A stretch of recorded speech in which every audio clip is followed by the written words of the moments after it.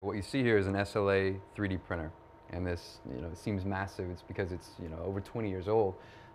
Inside this build area is a bunch of resin, and we use a laser, and it cures the top layer of this resin layer by layer.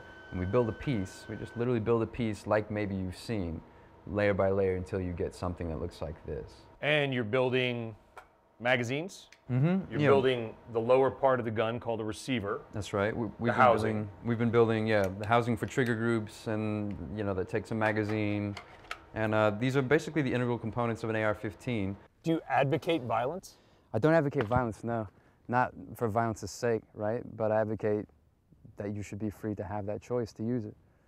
Some of our viewers might suggest what you're doing here promotes violence. In the sense that I promote gun ownership or the production of weapons, or like what? Cheap mass production of weapons and the parts to make a weapon. I don't think this technology tends toward mass production of weapons. I do think it tends toward distributed, personalized customization and production of weapons.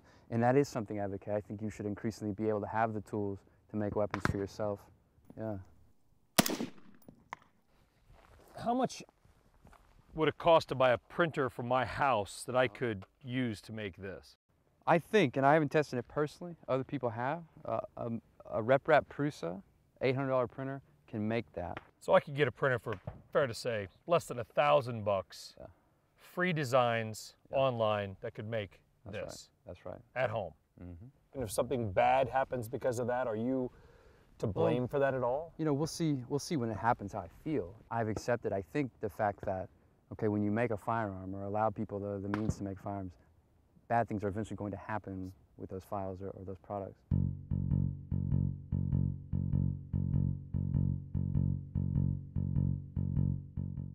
CNBC at Night is now the all-new CNBC Prime. It makes me feel strong, makes me feel comfortable, makes me feel like I can accomplish things. It's a killing machine. It's meant to do a lot of damage very, very quickly. The AR-15 semi-automatic, lethal and legal.